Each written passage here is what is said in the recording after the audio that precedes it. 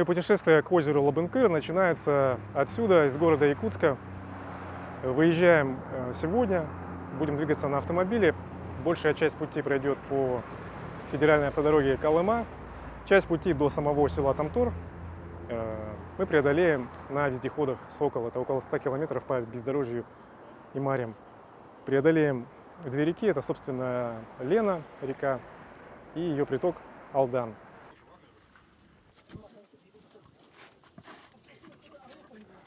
Вот сейчас с товарищами, рыбаками, охотниками грузим весь необходимый скарб, который пригодится уже на самом озере.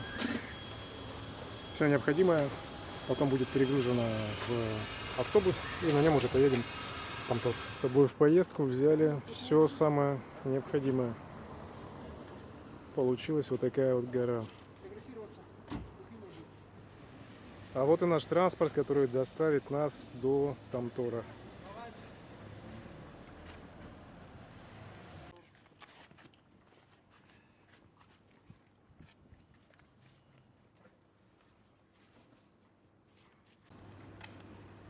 Вот такой получился загруженности автобус. Буквально еще одна машина сверху на крыше автобуса. О том, насколько загружен автобус, можно судить по состоянию вот этого колеса, которое буквально сплющивается под массой. На Хайсах в основном производится доставка грузов в районы Улуса. И пассажиры тоже доставляют этим же транспортом. В основном грузится все на багажной крыше. Можно перевезти практически все, что угодно, вплоть до техники и автомобилей так перевозят.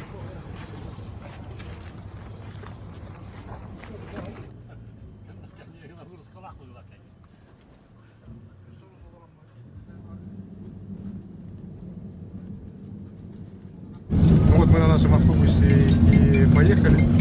Загрузка всего нашего скарба заняла около часа. Общими усилиями мы все погрузили и сейчас двигаемся к парому через реку Лена, будем переправляться. Вот мы приехали на причал, ждем своей очереди на паром. Здесь, как всегда, очень много машин. Сейчас эта переправа стала более организованной, то есть раньше это было стихийно, люди выстраивались в очередь, ну как могли, то есть это была условная какая-то очередь, кто первый, тот того и тапки. Сейчас здесь все более-менее стало организовано, работают вот такие импровизированные, ну, даже не импровизированные, а светофоры, и потоки машин разделены такими линиями. Пока в Якутии еще не построен мост, который обещают все-таки построить, люди каждый день переправляются через реку, занимают очереди. Сама переправа занимает на пароме где-то около часа. Ну и мы сейчас ждем своей очереди. Как только подойдет паром, откроют шлагбаум, ну и машины будут в порядке очередности комплектовать на паром.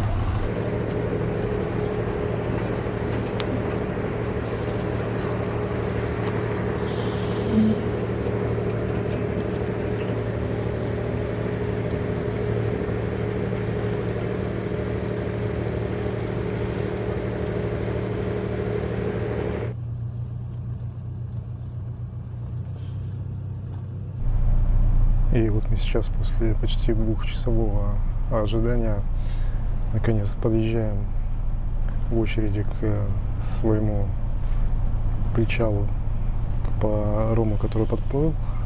И не факт, что нам сейчас хватит места, то есть просто могут машины забить полностью паром, и мы просто останемся и будем ждать прибытия следующего. Заезжаем, нам хватило места. Буквально последняя машина. Это наш автобус.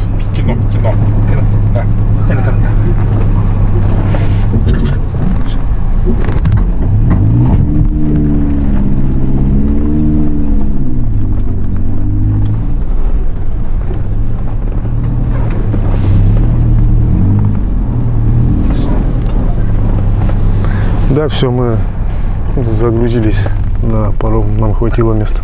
Все, мы отплываем от Якутска, переплываем через Лену на пароме. Примерно час занимает дорога. Места нам хватило, наш автобус на пароме оказался самым последним. Повезло.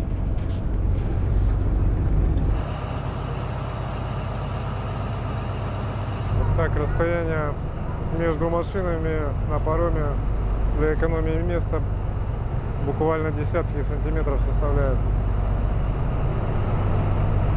Все очень компактно укомплектовано для того, чтобы максимальное количество машин влезло в паром.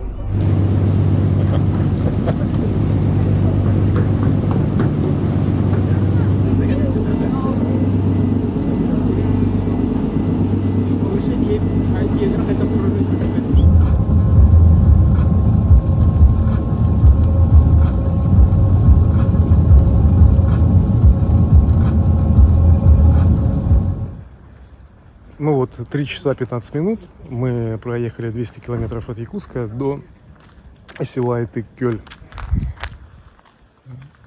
Фактически первая такая серьезная остановка.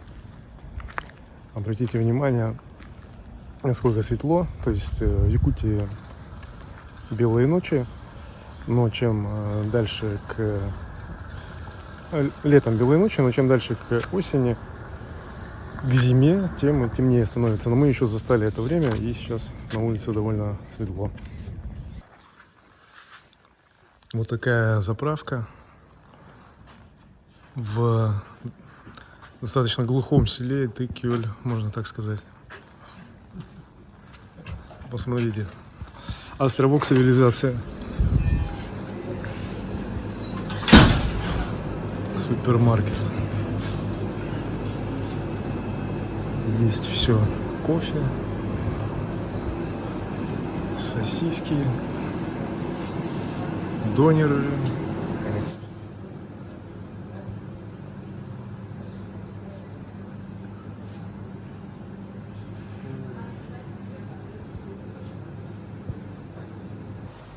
Смотрите, рум-тур по туалету в якутском селе Итык-Кёль. Много где был, по трассе ездил. И не везде такое видел. То есть АЗС. Ну и обратите внимание. Впечатляет немножко, если честно. В хорошем смысле.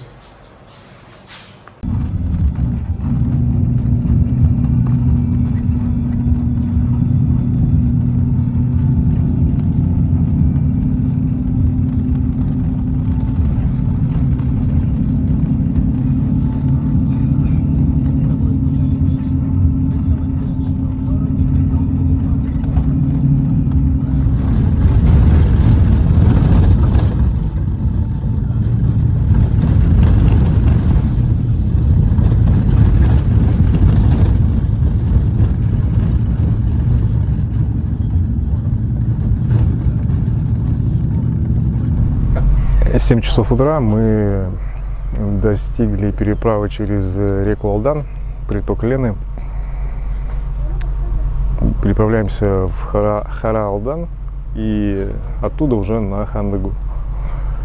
Если честно, часть пути я не снимал, потому что просто спал, вообще не хотелось, эти дни не выспался.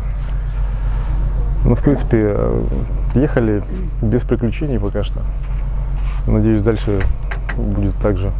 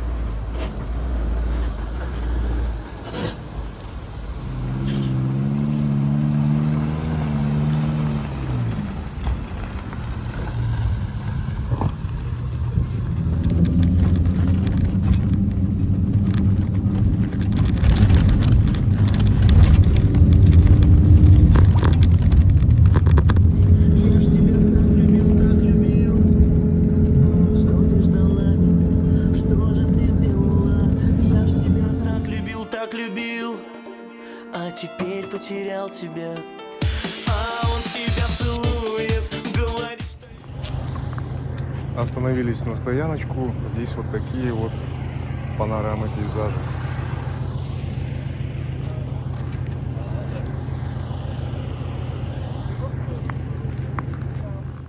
Вот такое творчество проезжающих мимо водителей и туристов.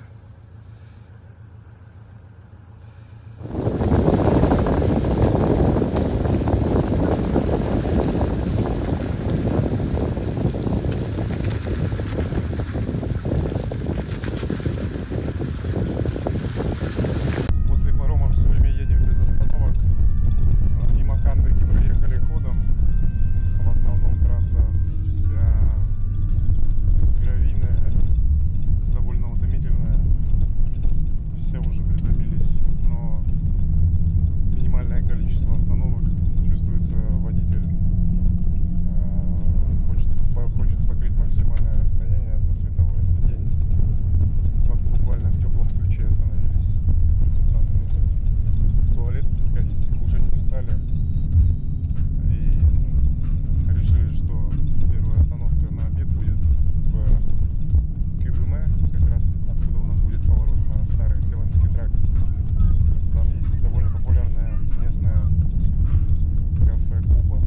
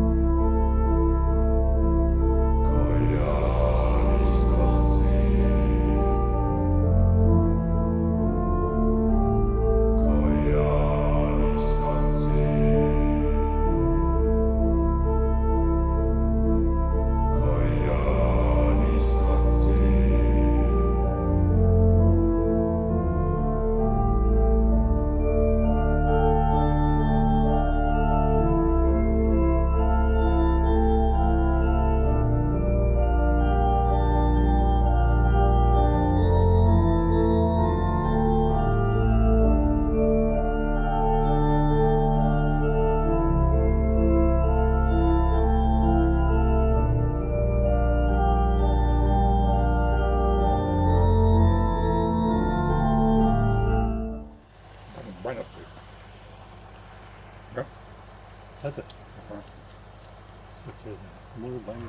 Зашли в местное кафе Куба. Это такое единственное кафе, наверное, с Wi-Fi. Кушаем. У меня суп куриный. Тут есть окорочка, гречка, окорочка.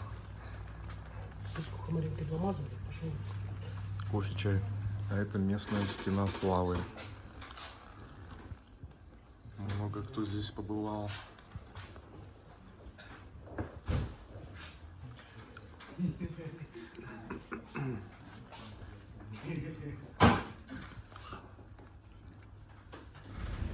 Получилось так, что мы ехали в Тамторо, приехали на Кубу. Местная столовая. Весьма известная, потому что единственная. Рядом с селом Кюбюме. Если вы не зайдете на Кубу, то на заправку точно заедете, потому что до Хандыги вот это первая заправка. Здесь тоже есть свой заборчик славы. Здесь раньше стояла еще канистра, на которую клеили наклейки. Ну, немножко изменилось, канистру убрали. Сама АЗС стала выглядеть немного современнее. Здесь на Кюбюме трасса расходится. Основная федеральная трасса уходит на Магадан. И есть поворот на старый Колымский тракт, по старому Колымскому тракту на Эмикон. Вот туда мы повернем и уже доедем непосредственно до Тамтора. Тут можно вообще без проблем ходить по трассе, потому что движения практически никакого нет. Дорога свободная. Ни одной машины.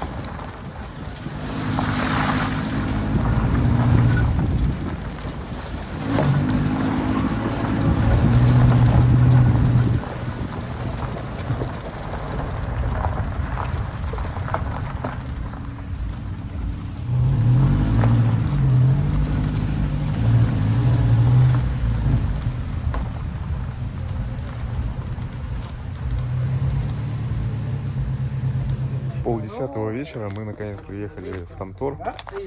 Здесь остановимся в гостинице и, скорее всего, завтра утром уже поедем на Лабынкыр. В целом дорога была по трассе без приключений.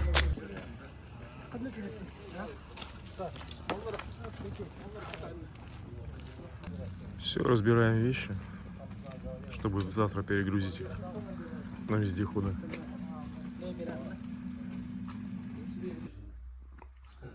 Вот здесь фотографии людей, которые останавливались в этой гостинице.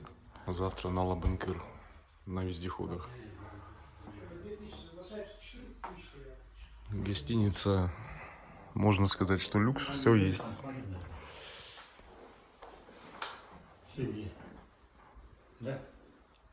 Горячая вода, туалет, душ.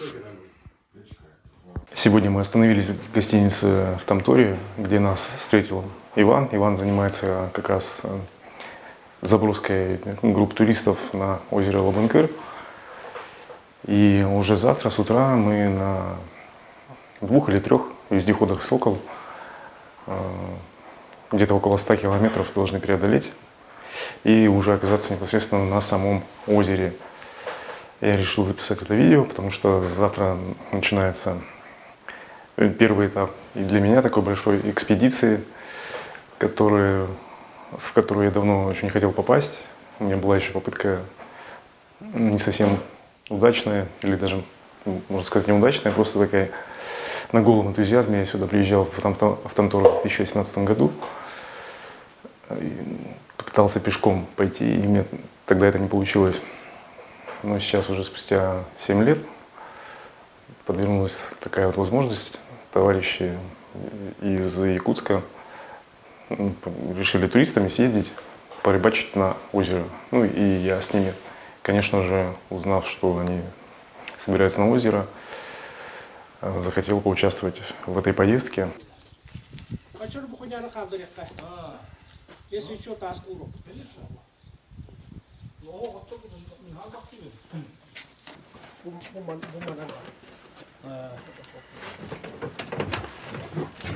«4 августа, день выезда, собрали все необходимое, и буквально вот сейчас уже будем выезжать на озеро, вот на таких вездеходах, болотоходах.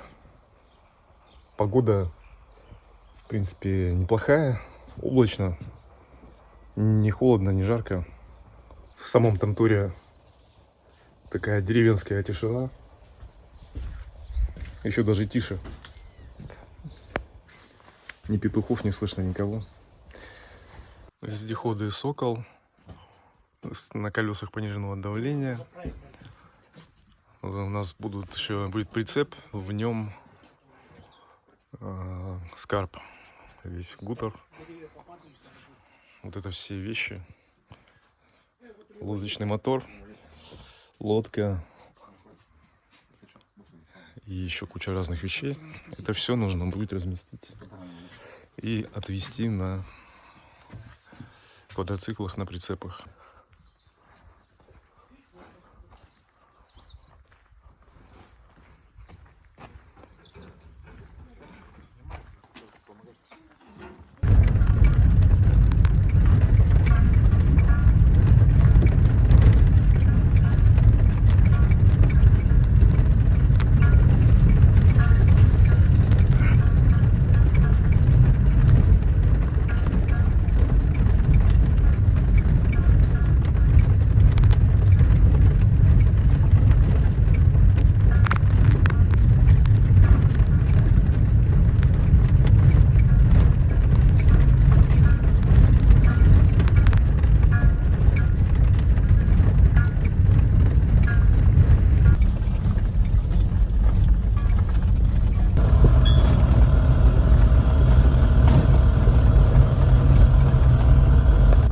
Поехали в местный магазин в Тамторе докупить необходимое, что не взяли. Магазин в селе Тамтор.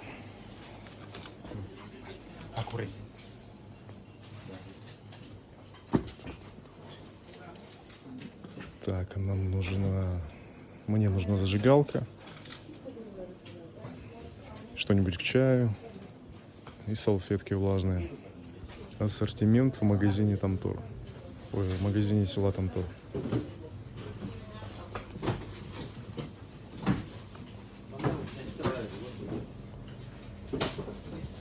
Хлебушек, чай, все необходимое. Съездили в магазин, купили немножечко продуктов не хватавших. Цены не очень демократичные. Сколько? Десяток яиц 800 рублей. Нет, десяток. Пачка 3 десятка яиц 800 рублей. Вот, печеньки. Водичка.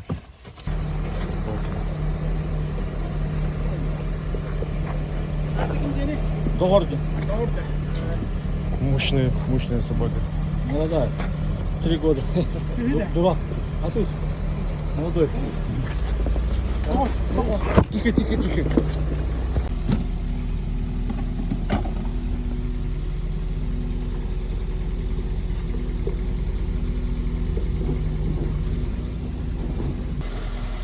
10 утра. Выезжаем на озеро Лабункир.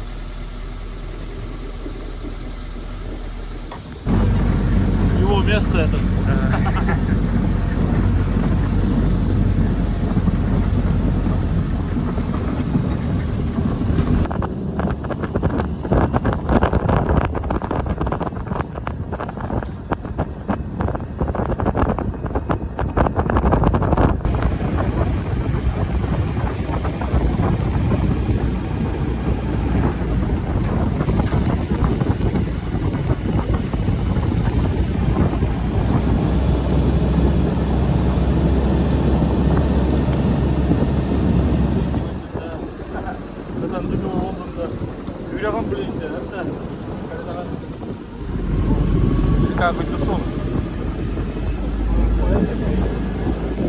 речке.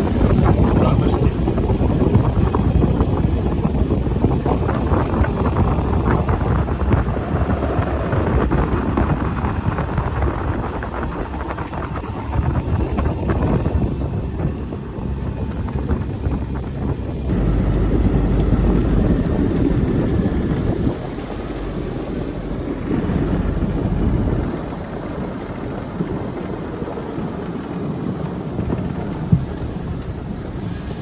Вот по местному обычаю перед дальней какой-то дорогой нужно обязательно покормить землю. Правильно же, да, Михаил Иванович? Да, да. На дальнюю дорожку Да, За- хорошая была. задобрить духа. Да. Чтоб Павункин нас хорошо встретил. Чтобы удача у нас была. Чтобы рыбки ловились. И дорога хорошая была нам. Чтобы благополучно доехать.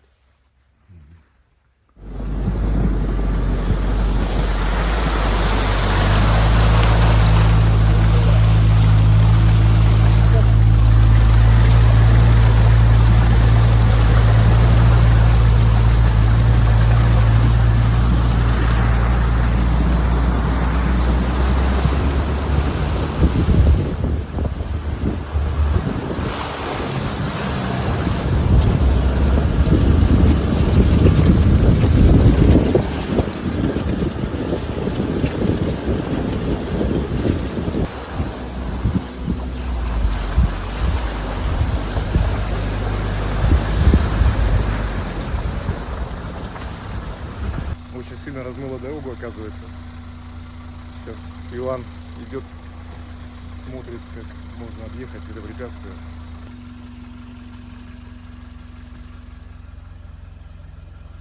Немного объехали смытый участок и встали уже на дорогу.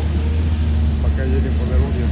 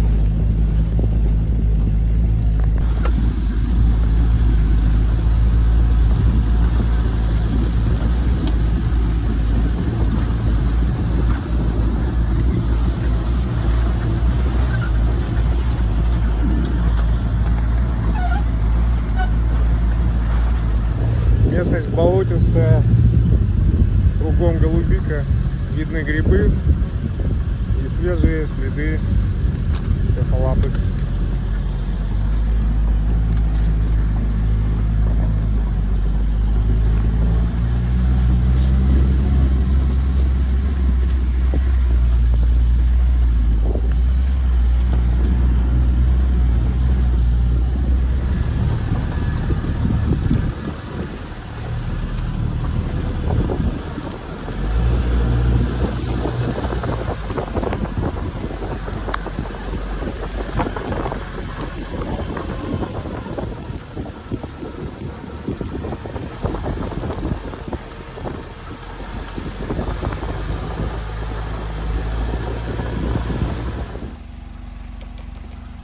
Первое препятствие поперек, бревно лежит.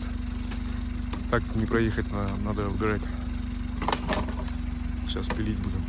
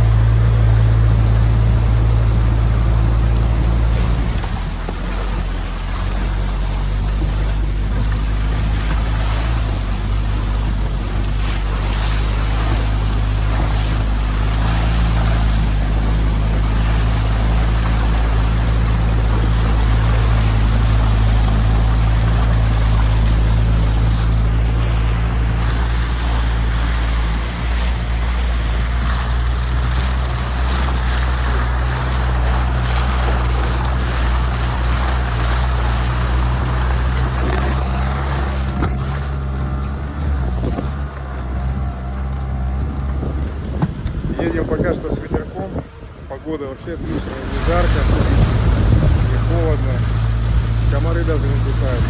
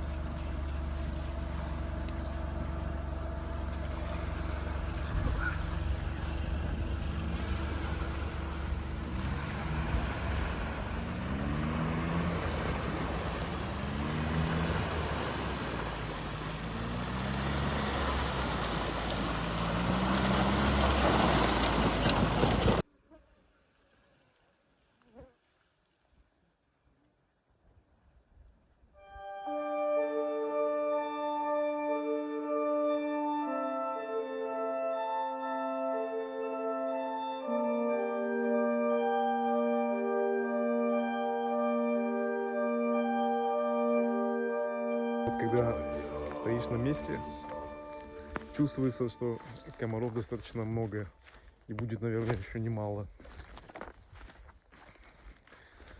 Антикомариные средства побрызгал, но не совсем помогают. Комариков хватает. Нет.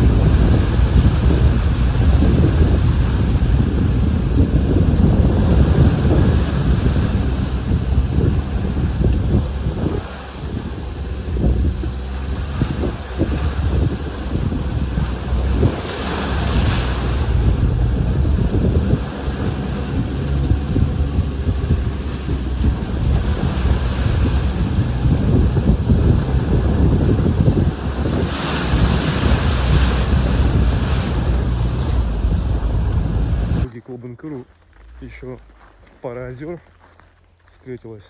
Вот одно из них. Огромное тоже озеро по виду. Очень большое. Большое, красивое. Вода как зеркало.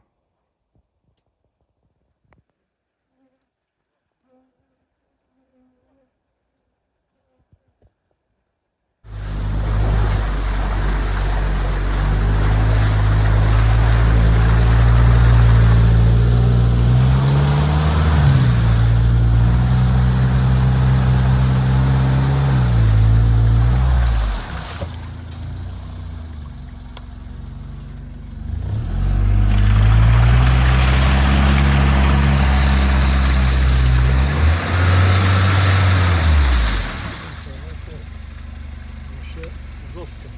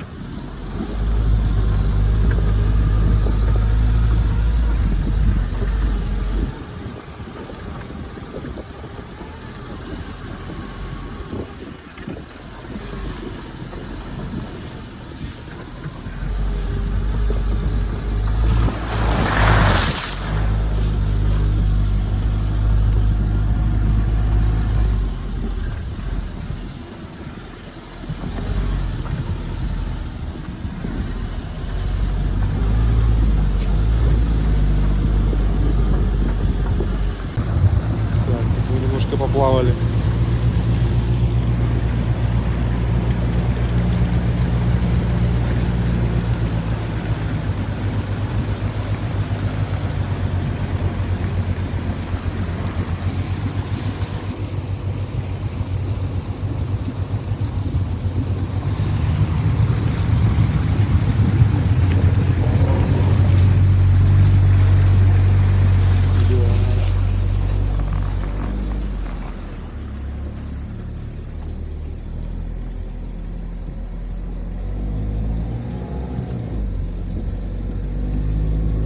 Едут.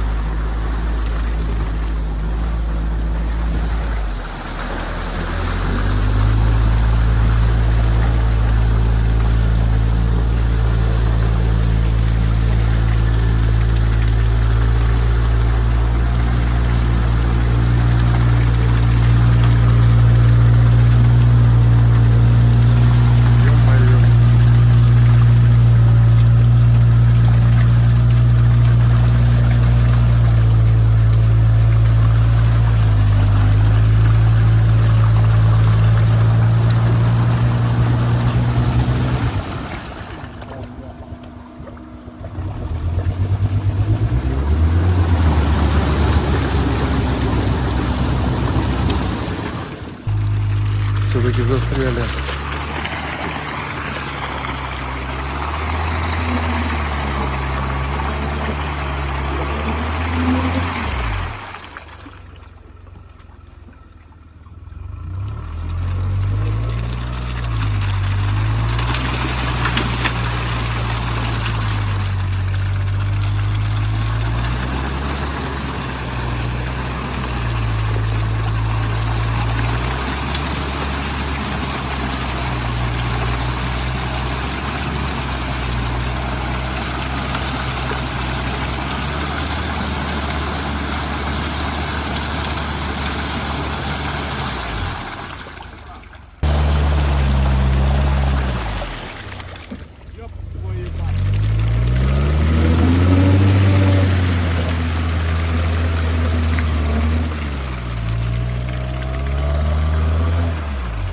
Буквально за километров 14 до озера в одном из болот застряли.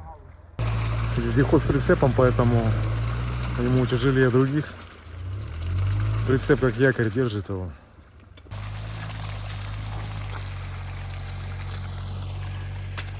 Вот таким макаром вытащили веревки.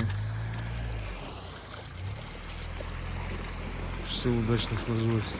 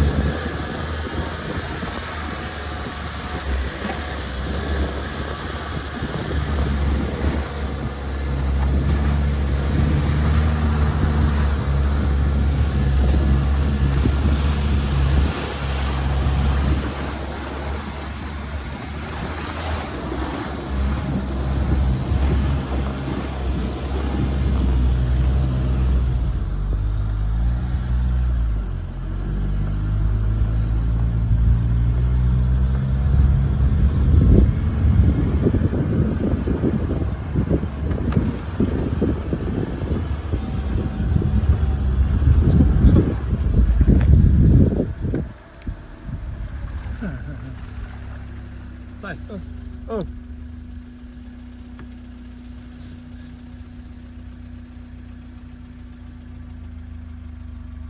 Все, подъезжаем к Лабынкыру, установлен знак о том, что это особо охраняемая природная территория. И находиться здесь просто так, без разрешения, нельзя. У нас все разрешения есть, поэтому мы спокойно едем.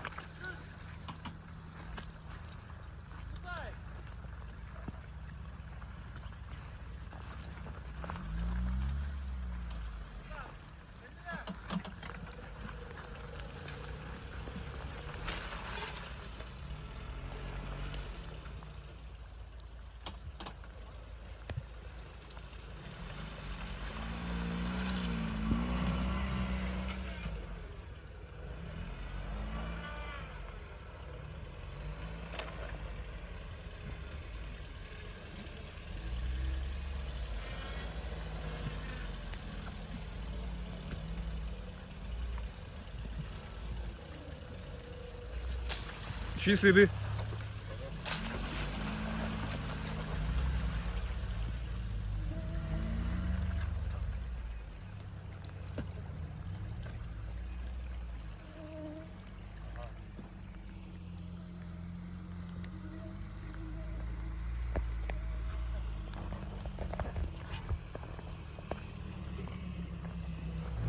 До Лабынкыра осталось буквально считанные километры, и дорога все хуже становится. Бездорожье усиливается. Даже вездеходы застревают.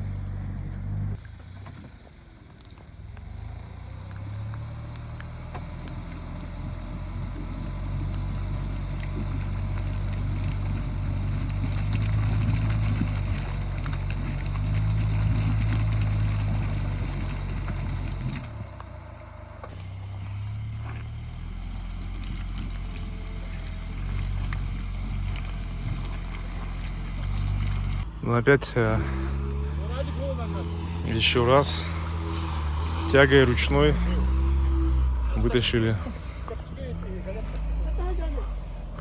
вездеход.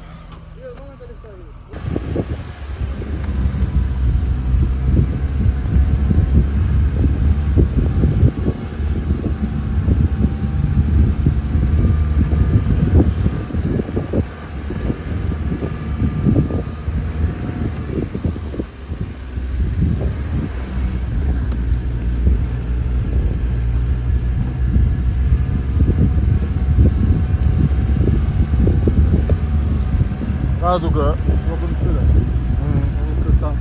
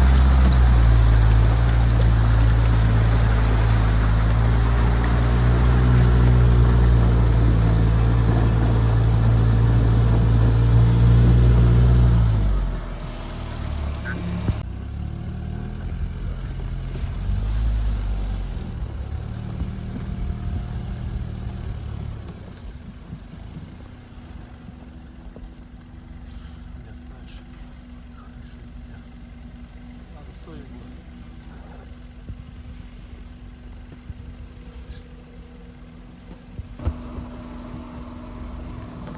Вот там где-то объект надо делать.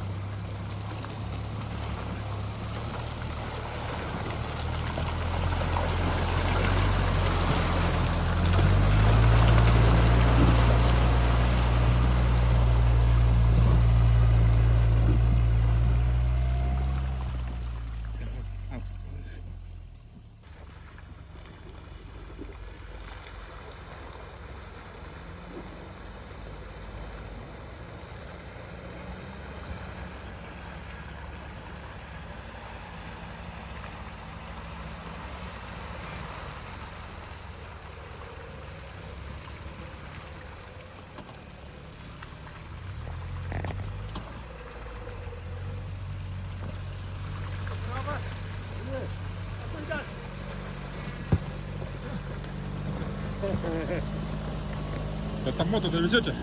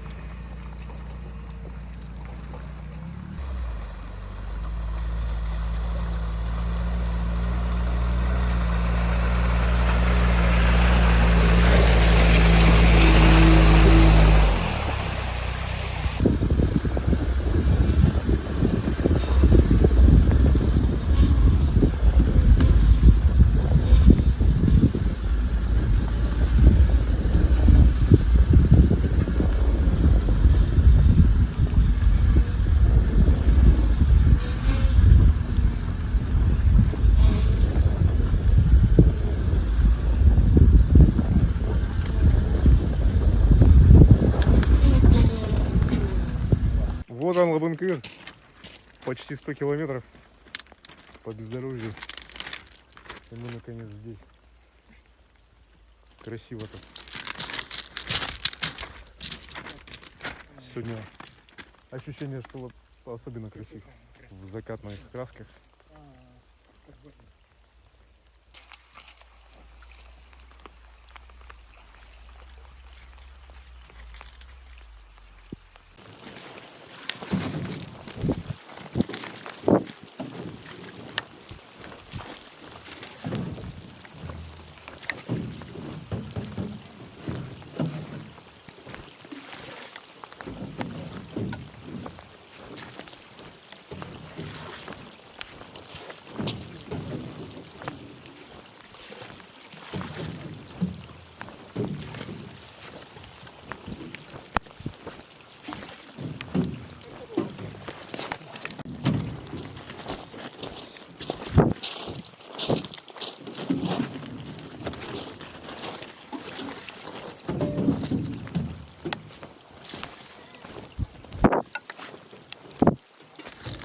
Сейчас разгружаемся на лодку и на ту сторону переправляемся.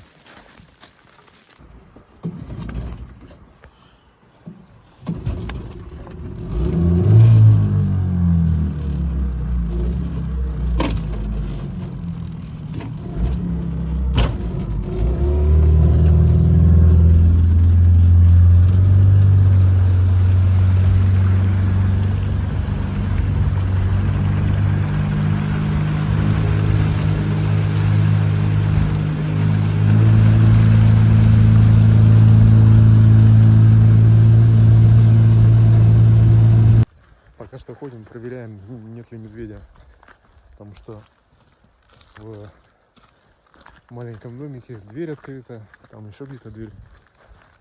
Ну, видимо, тоже ходил здесь косолапый. Нужно убедиться, что его сейчас здесь нет. Ночной Лабынкыр. 10 часов вечера.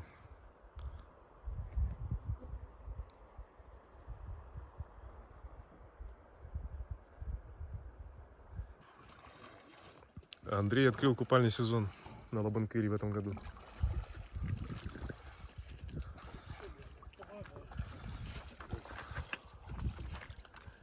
Как вода, Андрюх? Привыкать не надо, заебись. 8 утра, утренний Лабынкыр. Озеро спокойное. Сегодня немного пасмурно.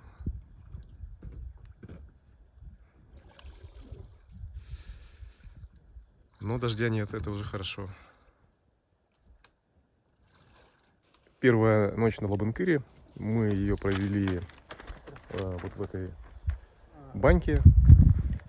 В принципе, лучше, чем в палатке, потому что сырости нет. Поместились там. Озеро спокойное вчера было очень. Ночью немного поднялись волны. Били лодку. Сейчас опять все спокойно. Водичка не такая холодная, как я себе ее представлял.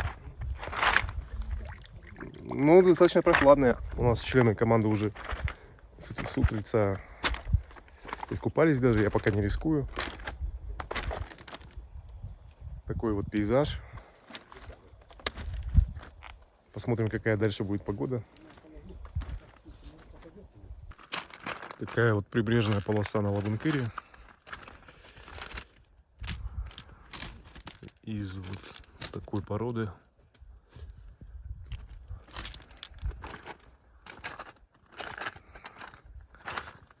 Такой скальник крупный. Но там, тут даже немного видно, вот полоса такая проходит. То есть идут камни, камни, камни, а потом резко глубина и песчаное дно.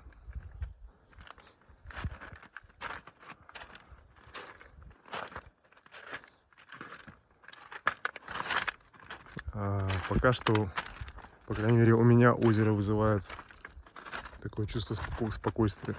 Очень спокойное, тихое, умиротворяющее настроение.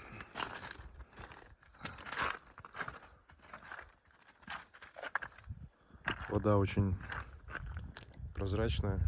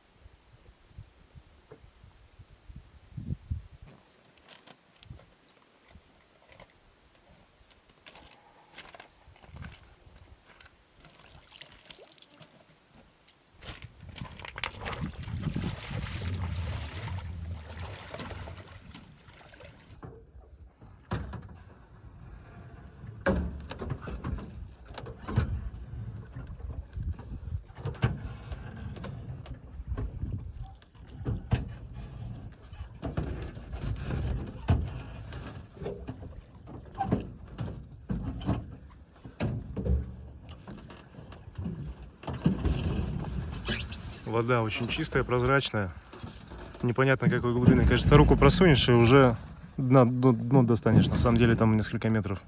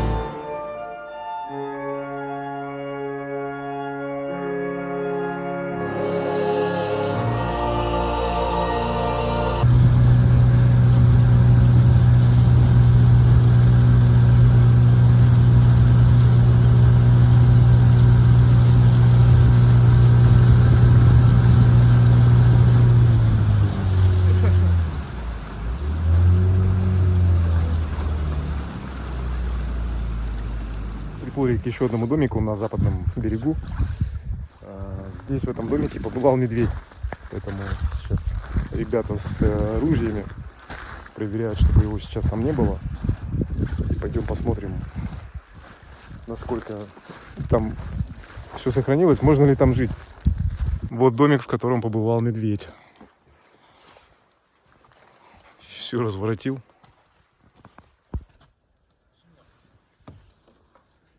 Все перевернул. Стекла, благо, не разбил. А так полный погром. Сейчас будем прибираться. Водичка в Лабынкире и правда свежая, но не сказать, что прям холодная. Поэтому вполне можно и окунуться.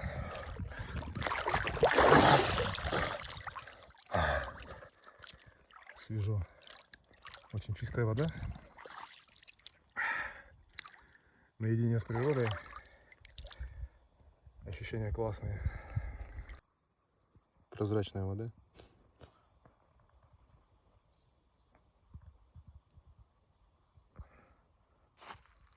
Пляжный отдых на Лабынкире.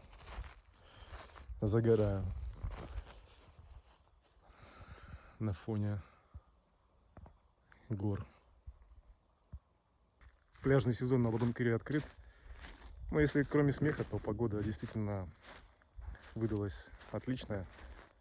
Вода, наверное, градусов 20. Тепло, можно загорать. Единственное, что на этих пляжах довольно так напрягает, это вот такие вот кучки. Она уже вторая, буквально через 10 метров. Мишка где-то ходил.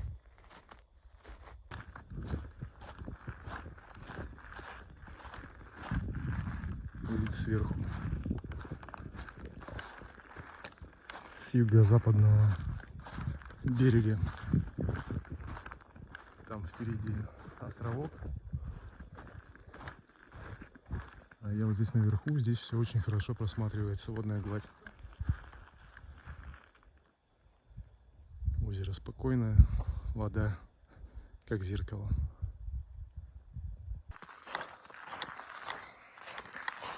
Кругом ягель. Ягель и грибы. Такое сладенькое.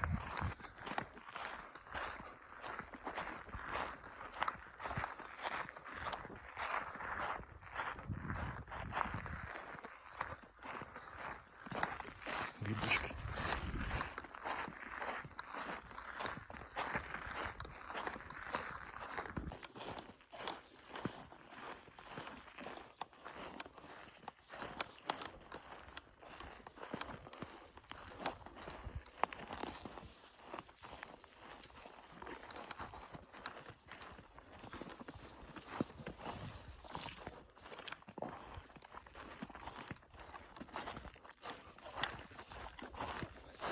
Вот напротив этого мыса как раз один из островов озера Лабынкир.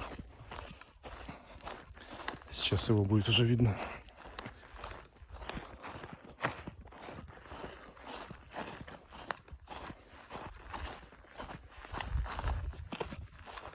Вот там впереди.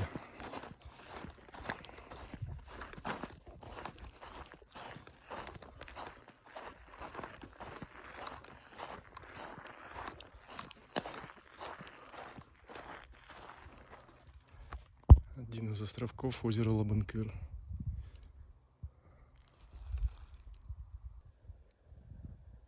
Очень спокойная гладь воды. Зеркальная просто. Вот эти единичные всполохи — это еще от лодки не успокоившиеся волны. Вот в правой части вообще абсолютно ровная вода. Не перестаю удивляться чистоте воды в озере Лабынкир. Вода очень чистая.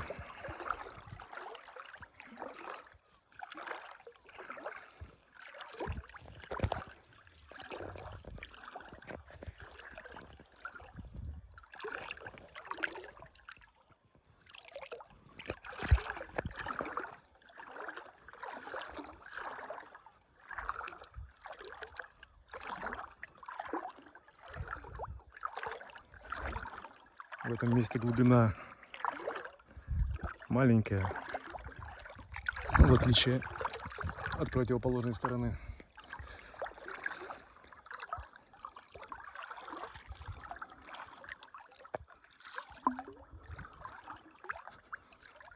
Смотрите, к берегу, насколько я отошел. Здесь глубина гораздо меньше. Вода в Лабынкыре очень чистая и свежо, я вам так скажу. Не сказать, что прям вода ледяная, но очень свежо. И красиво, очень красиво.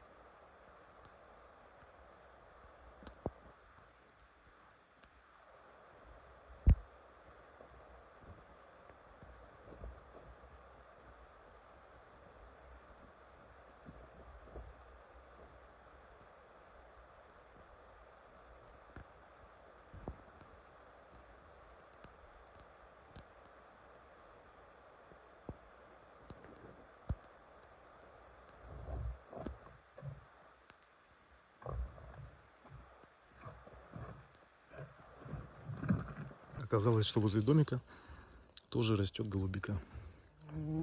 Поэтому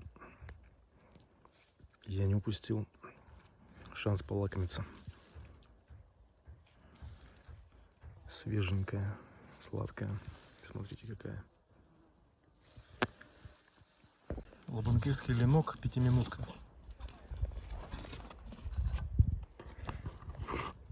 Выловили ее пару часов назад.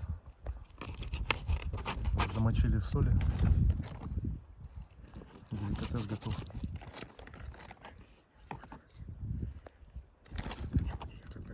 Решил для тренировки взобраться вон на ту гору. Не знаю, получится или нет. Хотя бы к подножию дойти. Попробовать свои силы.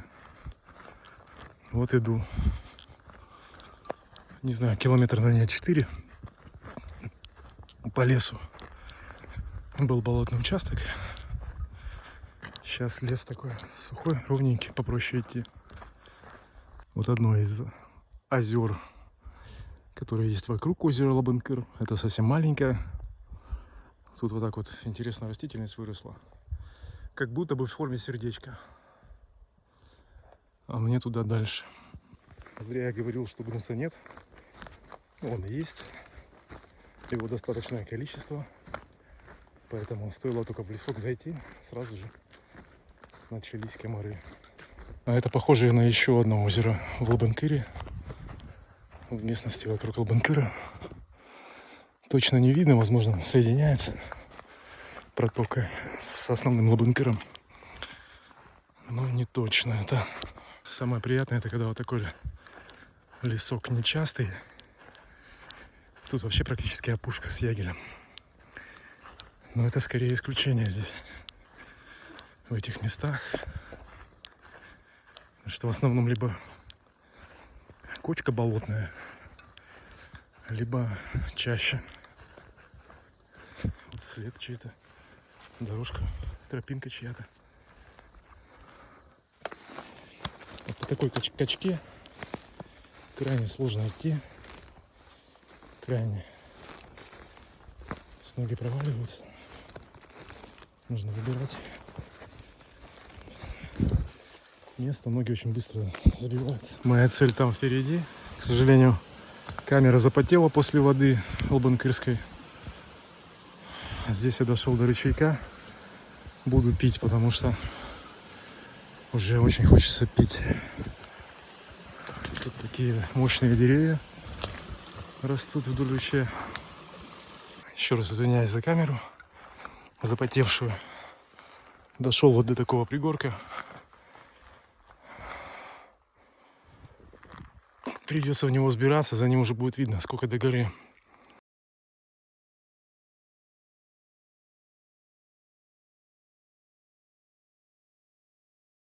Сходил в предгорье той горы.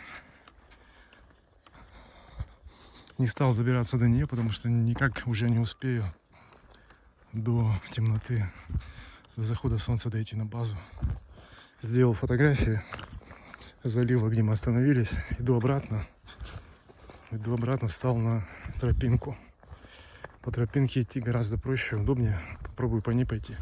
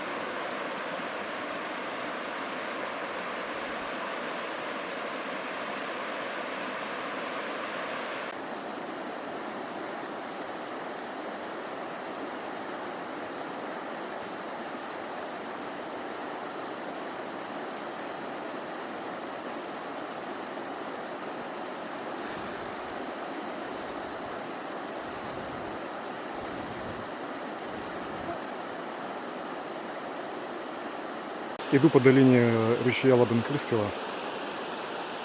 Тяжело, тяжелее, как всегда, чем я предполагал. Иду вот с рюкзаком, с ружьем мне выдали. Прошел недалеко, идти еще очень много. Целью для себя поставил наледь, посмотреть на наледь. Тоже красиво. И здесь природа очень красивая. Долина ручья. Только что видел огромного медведя, надо снять. Из-за страха не смог. Вот сейчас олень бегает совсем рядом.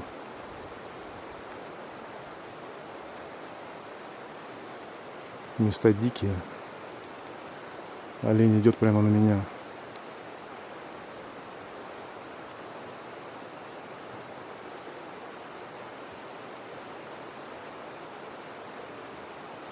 не видит, не слышит.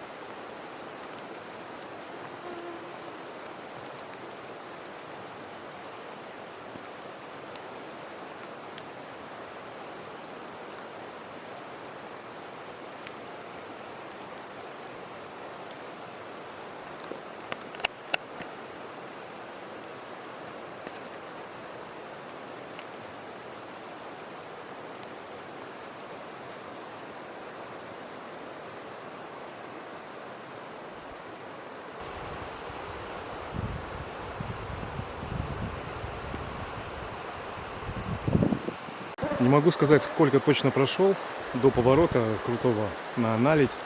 Мне еще где-то треть пути осталось. Это только до поворота.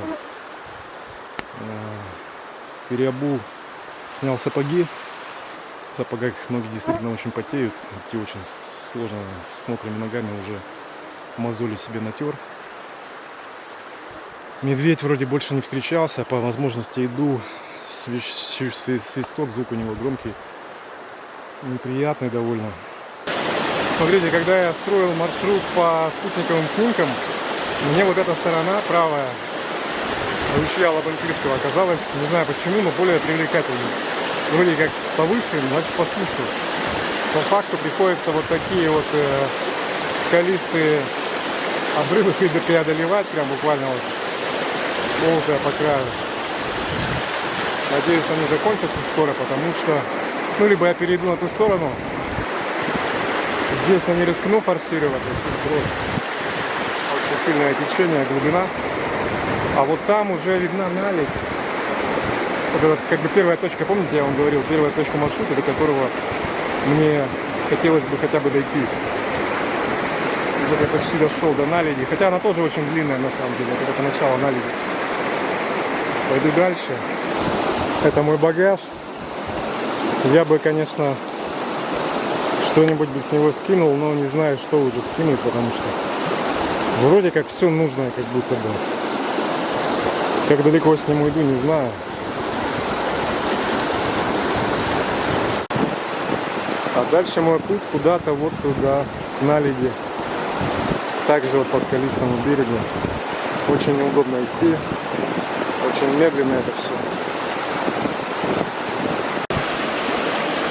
А это вот как раз скалистая сторона, которую я почему-то выбрал для себя. Не знаю. Посмотрим обратно, если пойду, то, наверное, по другой стороне, по противоположной. Вот по верхушке, наверное, можно было бы идти и с большим комфортом.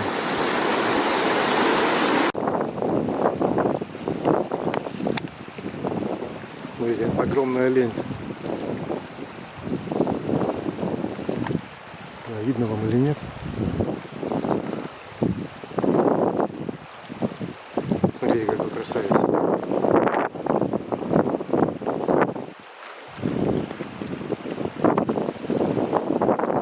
Красавец. Очень красивый. Красивый, большой. Красавчик. А какие рога.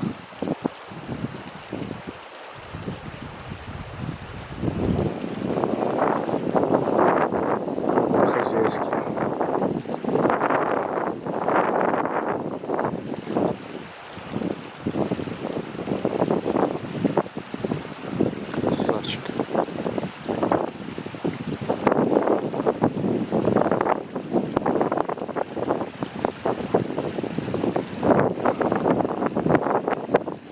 видел ли он видео раньше. Но рога у него шикарные. Смотри, рысцой бежит.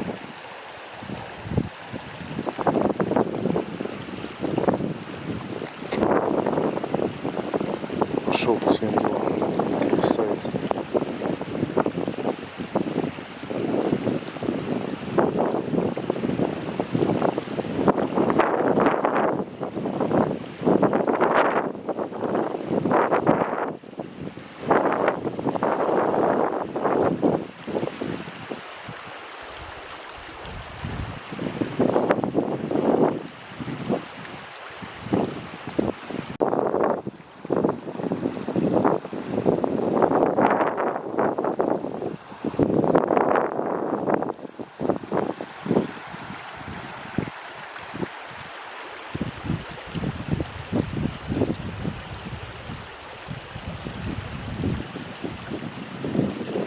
Вот, пожалуйста, лед в июне, лед в июле, в августе, сентябре. И сегодня у нас 6 августа.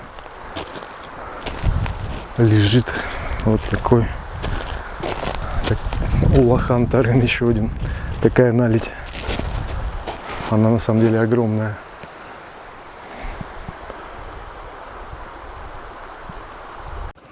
Такое интересное ощущение, когда идешь летом по снегу, по льду, да еще по такому чистому.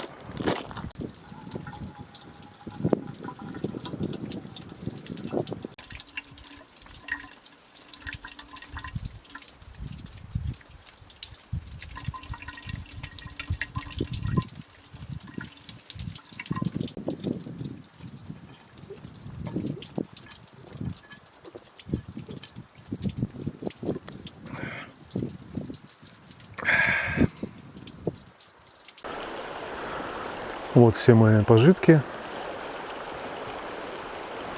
Как это все уменьшить, непонятно. Ну вот сейчас тушенка. Часть тушенки спрыгнет.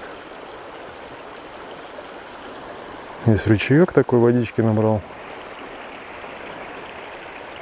Мне туда. Наледь закончилась.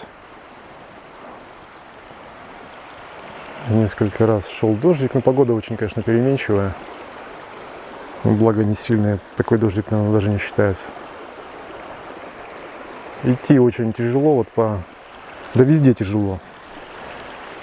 Сейчас вот такие булыжники.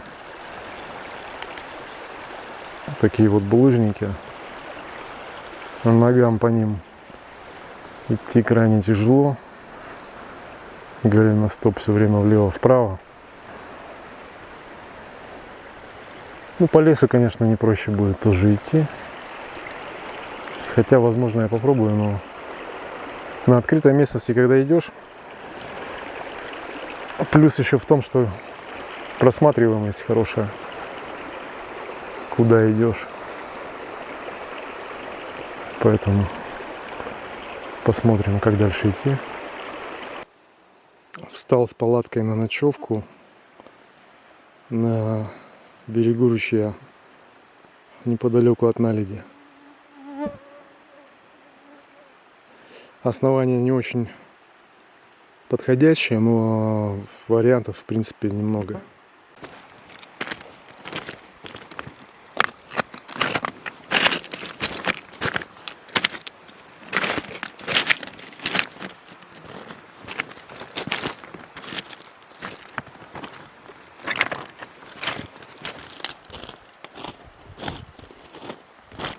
Там вот наледь. Кстати, слышал несколько таких громких ударов. Думал, где же стреляют? Вроде, ну, казалось бы, неужели с того берега выстрелы доносятся? Оказывается, периодически отламываются большие куски льда с огромным таким грохотом. А так, другого места переночевать особо, как в горку лезть, я тоже думаю, что не очень в лесу ночевать. Возможно, здесь вообще идеальный вариант. Сегодня видел в самом начале огромного медведя, не знаю, гризли какой-то. Просто не снял от страха, потому что стоял на изготове с ружьем, свистел, ему было все равно, нас ручей разделял, он не слышал. Кинул петарду, тоже далеко, ему все равно было. Потом он, видимо, то ли запах учуял, резко рванул в лес. Потом еще долго я стоял на месте, думал, что делать. Ну и как бы пришлось по тому месту, где он стоял, проходить. Ну, потому что других вариантов тут и нет, тут один маршрут. Кругом следы оленя. Собственно, одного оленя я видел сразу же после медведя. А вот здесь на наледи, я, по-моему, я тоже снял, да, огромного оленя видел, красавца. Надо сказать, что звери очень эргономично подходят к выбору маршрута. Вот по их следам можно ориентироваться. То есть периодически наши в там, 70% случаев следы пересекались. То есть я смотрю, где как бы попроще пройти, где покороче. Даже на наледи они выбирают, где щель поуже. Ну, то есть инстинктом заложено в зверях. Все вот эти тропы, которые они прокладывают, они самые эргономичные. То есть меньше всего усилий ты затрачиваешь, если идешь их следом. Соорудил рядом с палаткой вот такой костерок. Такой лесной. Постарался собрать бревна побольше, в надежде, что подольше погорит он. С костром и как-то настроение пободрее. Ну и животные, звери, я думаю, не очень. То есть чувствуют запах горелого на большое расстояние.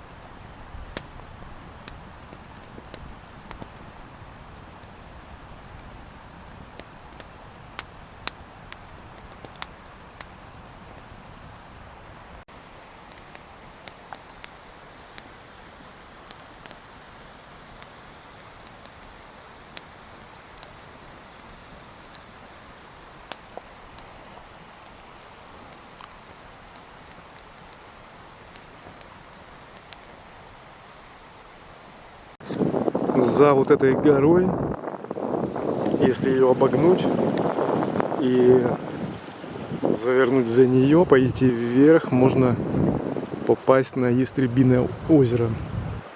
Это хоженый маршрут. И где-то там, вот за теми горами, ворота. Ворота и верхнее озеро.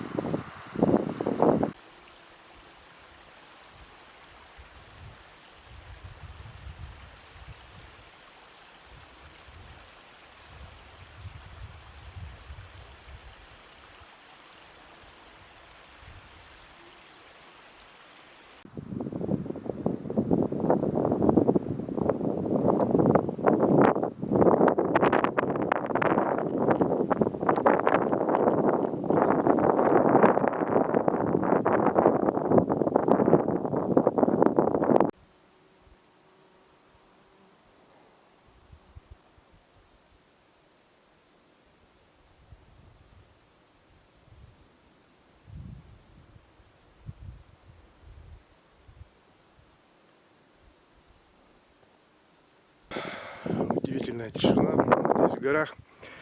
Вот где-то там, вдали, километрах в 20-30, озеро Ворота и озеро Верхнее.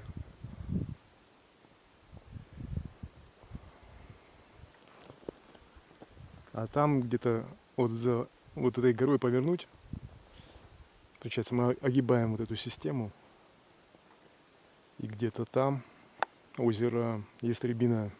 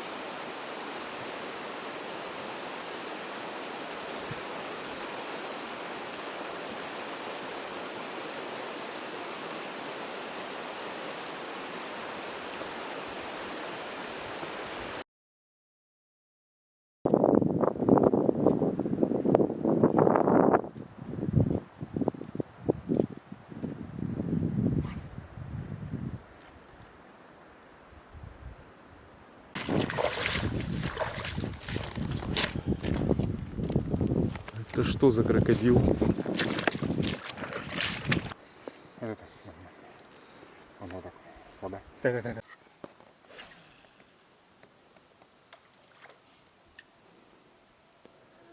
Рыбалка на озере Лабынкыр.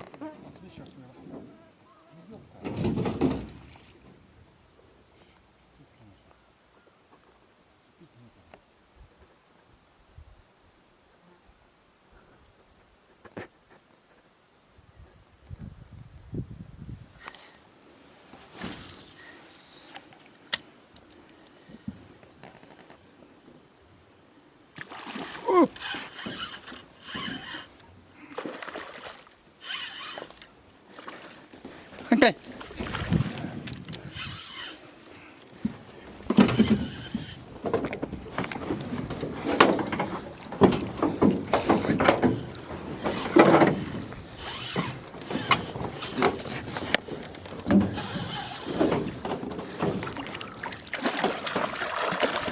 Вот вниз.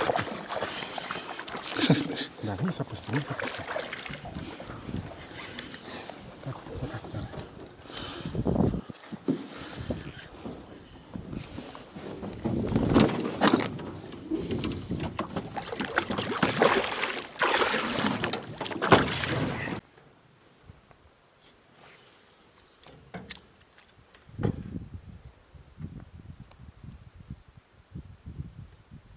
Вот так, да, да.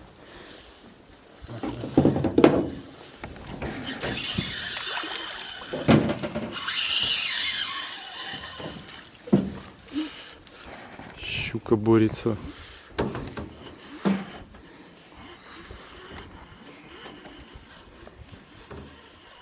Уходит?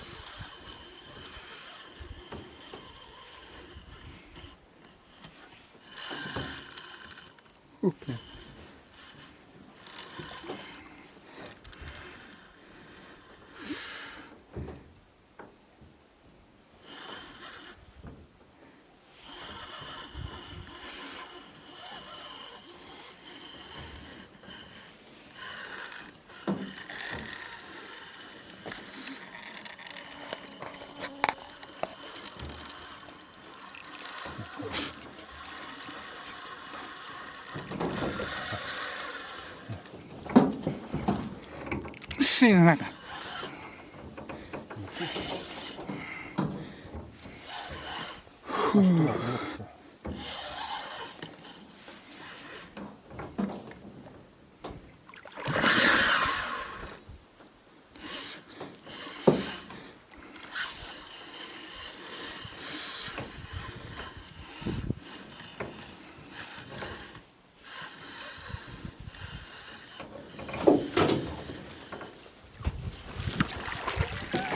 Сколько килограмм? Это да. Поганая щука. Покидали буквально 15 минут. Теперь О! Посмотри, оторвал. Молоток там. Так, держи, держи.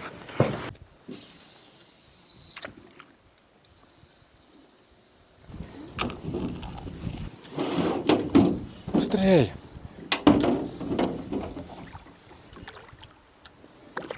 За бок прям.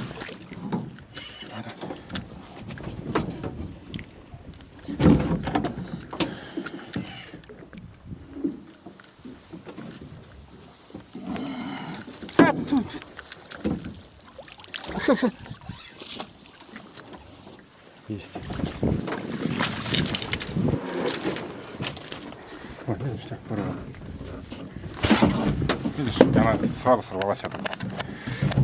Надо пешки поменять, наверное.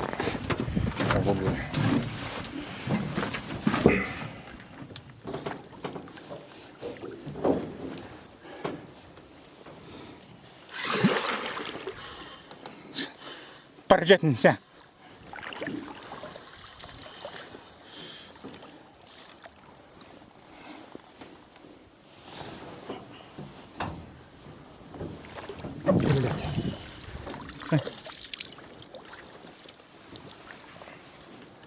Блядь.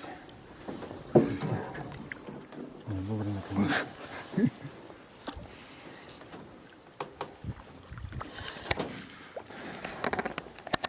лодку за собой тянет. Лодка. Да.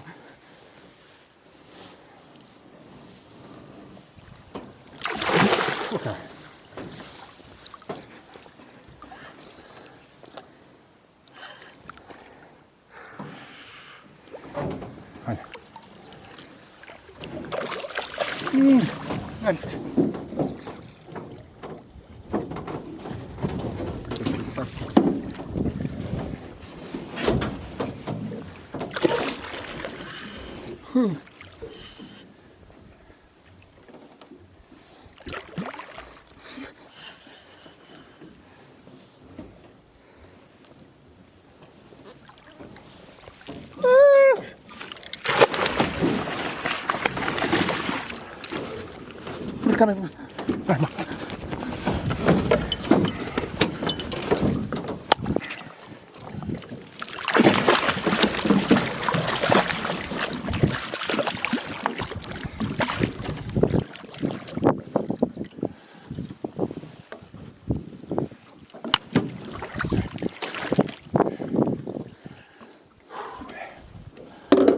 Это что, еще больше? Нет.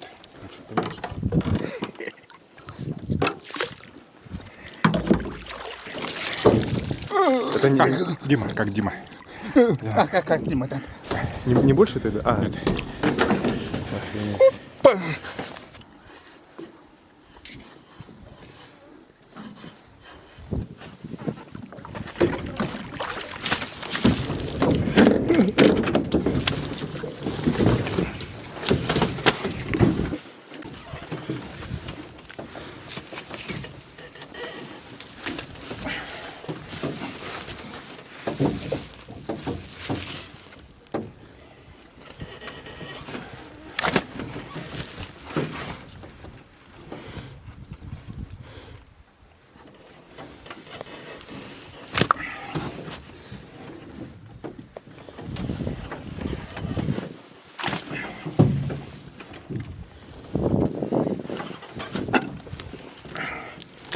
Что? получился мешок щук. О, ой. Кром. Перри. Все.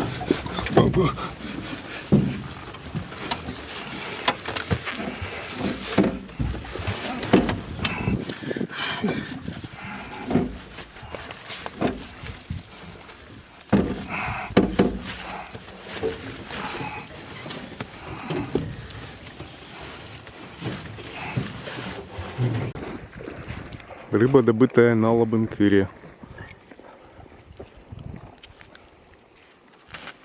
2 мешка за 1 день.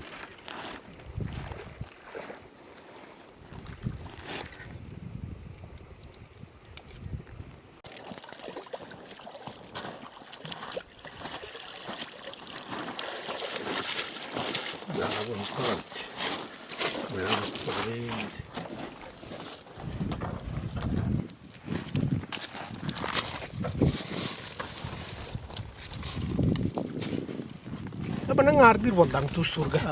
Да.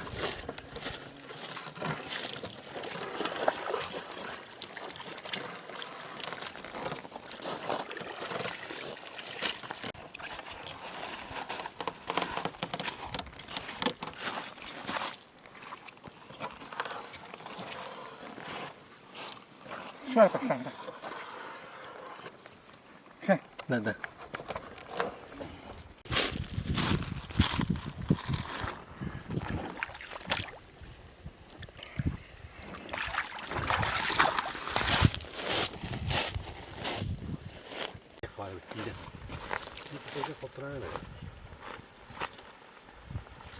Сколько соли нужно?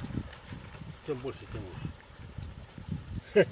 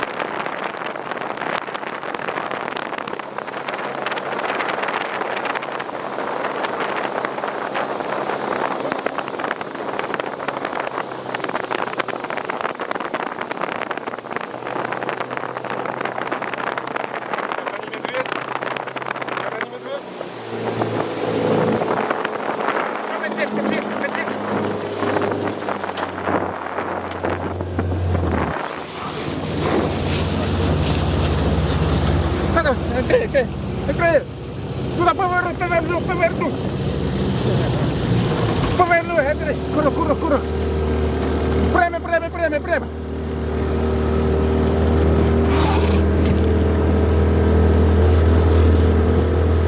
Бабынкирское чудовище. Прямо!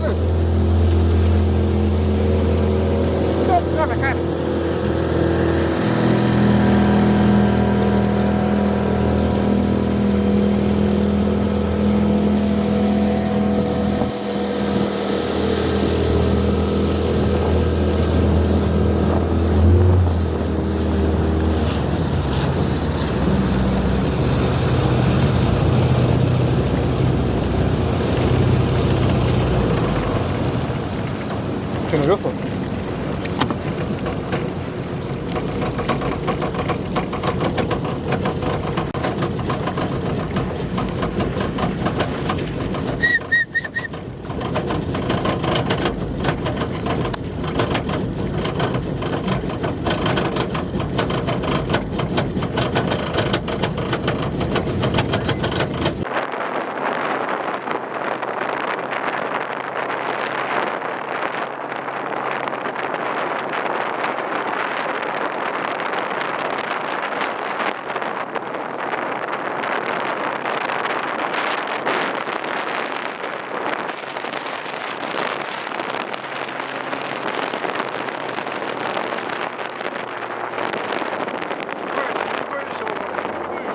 Прыска надо! Только прыска! Прыска!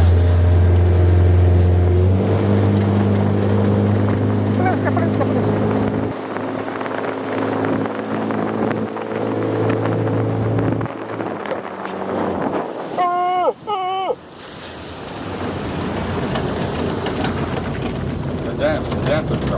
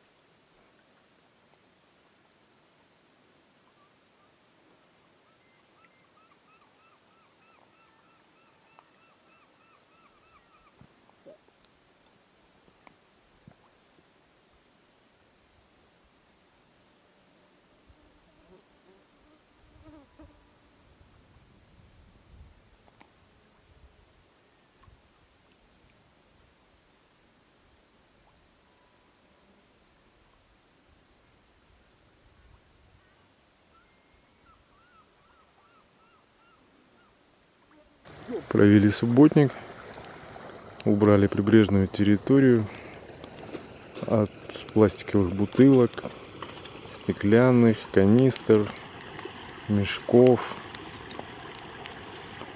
и другого хлама. К сожалению, кругом следы пребывания человека.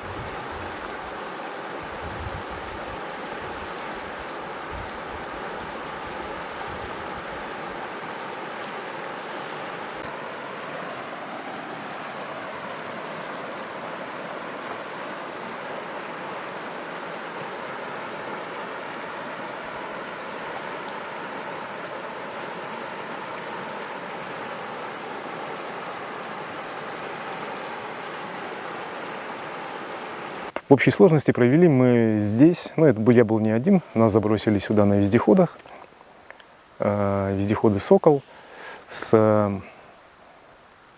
моими знакомыми, которые на берегу озера приехали специально на берег Лабынкыра, чтобы отдохнуть, порыбачить за легендарной именно рыбалкой на озере Лабынкыр.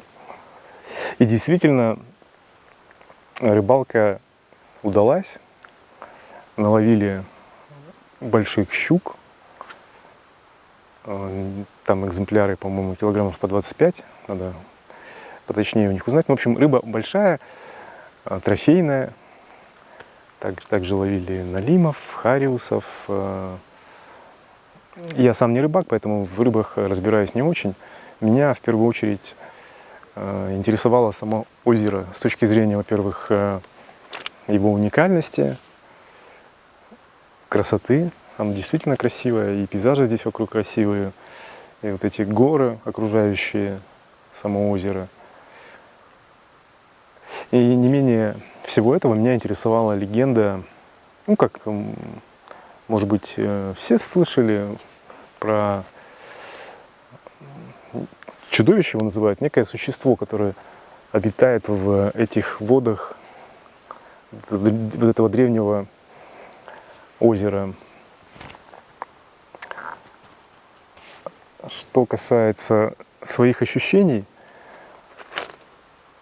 с первого же дня прибытия на озеро оно произвело на меня впечатление абсолютно такого умиротворяющего места, как сейчас. Вот водная гладь к вечеру абсолютно зеркальная становится, вокруг тишина, и все это производит такое впечатление и заставляет тебя успокоиться, как бы, и в гармонии с собой почувствовать вот это вот умиротворение, единение с природой. Что касается самой легенды и вот этого существа, в общей сложности из 7 дней на озере я пробыл 4 дня в разных местах озера. Ну, в основном в центральной части, там есть домик напротив одного из островов, который есть на Лабынкыре. И оттуда просматривается озеро как в северную, так и в южную часть, все пространство озера. Ну, оно очень, на самом деле, конечно, большое, и разглядеть все в подробностях, даже вот что находится на противоположном берегу, а здесь 4 километра в ширину, что там происходит, увидеть практически невозможно без какой-то мощной оптики.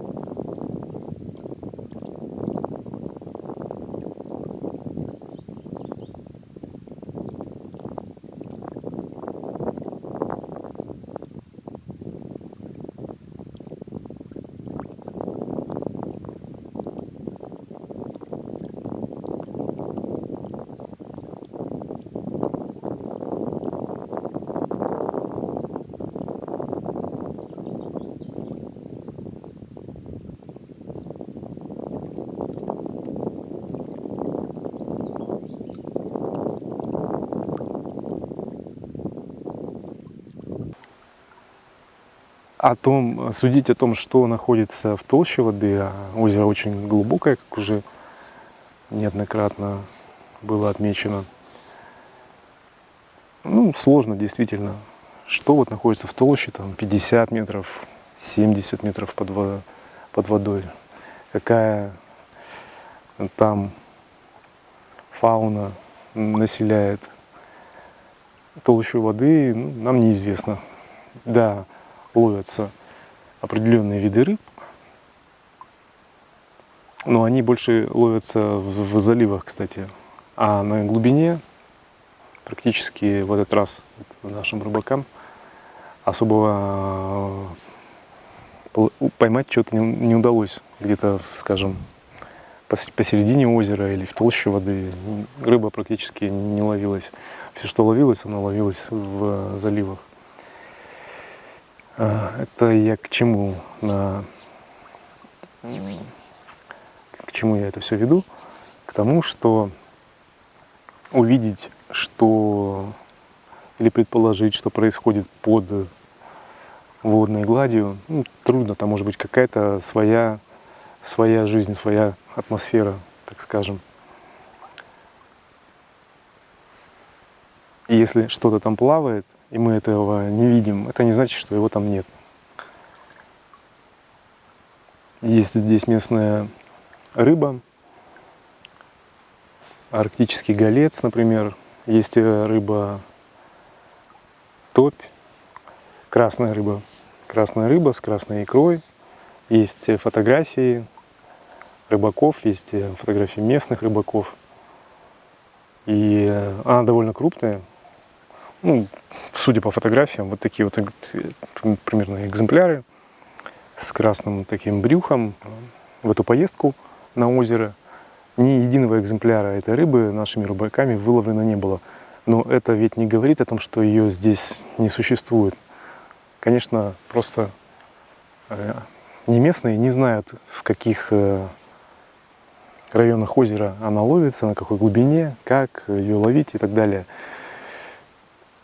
И водная гладь, площадь озера очень большая, исследовать ее там с удочкой или с сетями не хватит просто бензина, чтобы его сюда привезти и кататься на моторной лодке. Но, опять же, это не говорит о том, что ее здесь сейчас нет, либо что она вообще не существует. Автор сюжета Крис Картер. Истина где-то там.